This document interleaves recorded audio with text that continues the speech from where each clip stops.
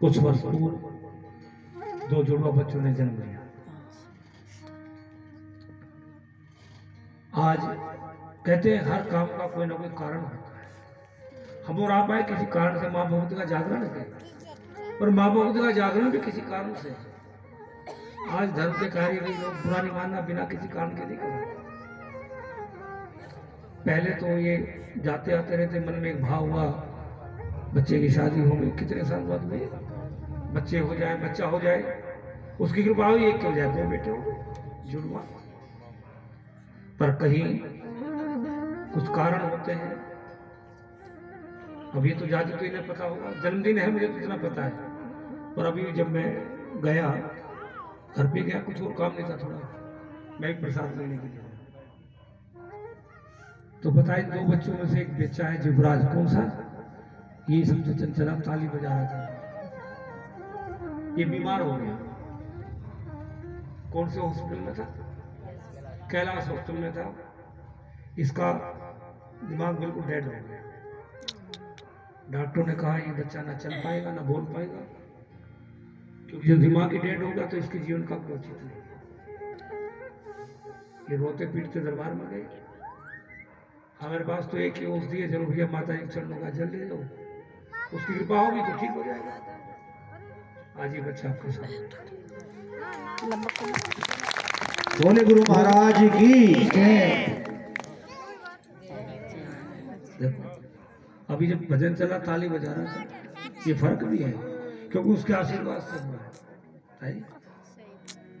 अब ये बच्चे कह रहे थे, मैं तो कहने की बात भी नहीं, पर कोई बात आ जाए तो आदमी मन में एक संशय हो जाता है।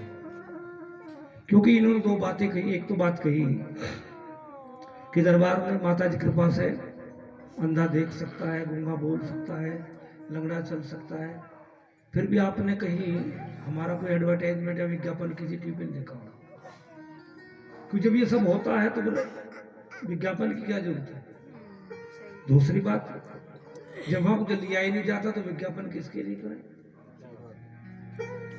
अब दो बात इसमें भी आ गई कि जब विज्ञापन नहीं करना कोई, फिर सब बताने की आवश्यकता क्या है। दोनों बातों में बड़ा विरोधाभास है। पर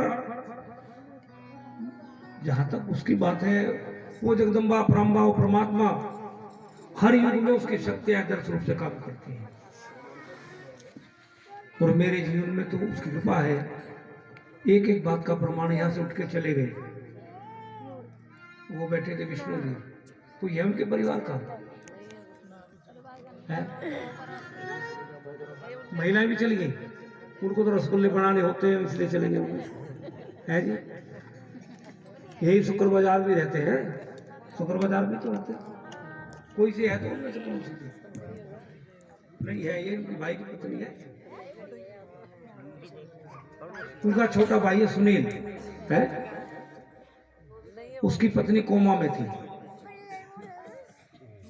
अंधी हो गई थी। मैंने तो कहा था लेखा जाना, कम से कम पड़ोस में जागरण तो मत्था तो टेक लेना आता है। अब यही परेशानी है, फिर इतना भी समय नहीं है, जो आए थे भी चले गए, नहीं तो कायदे में तो उसको आना चाहिए जो ठीक हो। एक जागरण हुआ था वही शुक्रवार, उस दिन भी मैंने बुलाया था उसको, उसको बुलाओ कहाँ है, उन्हीं के परिवार में जागरण, फिर भी नहीं आया। वो विष्णु जी रसगुल्ले वाले के नाम से जानते हैं सब उनको। उनके भाई की पत्नी थी सुनील की, कमलेश उसका नाम है। आप जाके पूछ लेना कि कोमा में थी या नहीं थी, आंखों की अंधी हो गई थी, नहीं रात में, ठीक है। उसकी कृपा का हर युग में हर समय प्रमाण है, ऐसा नहीं। और मेरे सामने बैठी है वो चद्दर से ओढ़े हुए, आज सुस्त है। ये पहले ही रहती थी इस गली में। कौन सी में रहती थी पहले? मैं जागरण आया। कौन सी? 9 नंबर है जी, इसी गली में। ये भी ऐसे ही नहीं बैठे। कब की बात है?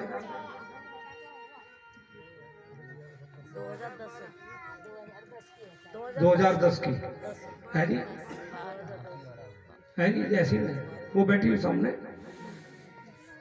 कौन से हॉस्पिटल में थी? फोर्टिस। क्या हुआ था? आधा हिस्सा डेड हो गया। और डॉक्टरों ने कहा है, क्या कहा, ठीक नहीं हो पाएगा क्योंकि दिमाग डेड हो गया है। पैरालाइज वैसे हो तो ठीक हो सकता, पर दिमाग बिल्कुल डेड हो गया। एक शब्द बोल नहीं सकती थी, जीभ भी ऐसे चिपकी हुई थी। जब दरबार में लेके गई, 4-5 औरतों ने, क्योंकि शरीर थोड़ा हल्का है देख रहे हैं, तो 4-5 महिलाओं ने ऐसे उठाया था। हमने एक बात की, जब एक बेटा कुछ भी किसी तरह से एक बार ले हो आगे, उसके एक शब्द बोल नहीं सकती थी, एक बूंद जल वो जा नहीं सकता था। उतार कर महिलाएं ले गई, जाती जल पिया, हमने कहा मत्था टेको, मत्था टेका, फिर जल पिया, मैं खड़ी हो जाओ। उधर से अपने आप चल के आई और आते ही है इनको फोन किया, इनके पति है वैसी सेवा लगा, मेरे साथ अपनी मर्जी सेवा लगवाई, मेरी सेवा गुरु जी के साथ लगा दो, एक आदमी चाहिए। खुद ने फोन किया कि वो आज तो मैं बिल्कुल ठीक, मैं तो खिचड़ी बना के खाई है, जो कोमा में थी उसी दिन। ये सब जीते जा, और भी है मीठापुर के बहुत लोग हैं, पर परेशानी क्या, ऐसा होने के बाद भी लोगों को समय नहीं। धर्म, अब बात हुई कि जो करने वाली वो है, तो हम किस बात का लें भाई, करना तो उसको है, हमने थोड़े कुछ किया। इसलिए ना किसी को फीस लेते, ना पैसा लेते, ना खर्चा बताते, जिस पर उसकी कृपा होगी वो अपना हो जाएगा जैसा। पर ऐसा नहीं है कि, ये मैंने केवल इसलिए कहा कि आज परिस्थिति ऐसी है, सब कुछ होते हुए अशिक्षित नहीं, हमारे शिक्षित और युवा बच्चों को जो शिक्षा प्राप्त है, धर्म के प्रति आस्था नहीं है। लोग बाग गुरुओं से जुड़े हुए मंत्र लेते हैं। कुछ दिन पहले नवरात्रे थे, हजार कितने कितने भीड़, लोग मंदिर जाते हैं, खाटू श्याम जा रहे, कई कई घंटे में दर्शन आता है, करने को मिलता है, आस्था भी कम नहीं दिखती। कथा होती है, आप टीवी खोल के तो लाखों लाखों की भीड़ अब तो कथा वालों के यहाँ है, तो इसका लोग धर्म से जुड़े हैं। पर धर्म से जुड़ना जाना नहीं होता, मंदिर में जाना धर्म से जुड़ना नहीं है, खाटू श्याम के दर्शन करना धर्म से जुड़ना नहीं है। धर्म से जुड़ना क्या है कि हम मंदिर जाते हैं, भगवान को मानते, पूजा करते हैं, तो हम धर्म की बात को माने। मंदिर जाने वालों से, कथा सुनने वालों से और मंत्र लेने वालों से मैं एक प्रश्न पूछता हूँ हर जगह कि ऐसा तो लाखों लोग करते हैं, पर ऐसे कितने लोग हैं जो मंदिर जाने से पहले अपने माँ बाप के पैर छूते हैं? कितनों के बच्चे ऐसे हैं जो स्कूल में माता पिता के पैर छू के जाते हैं? आज इन बातों को कहने का केवल एक ही कारण है कि हमारे पढ़े लिखे युवा शिक्षित बच्चों में आज उतने भी संस्कार नहीं है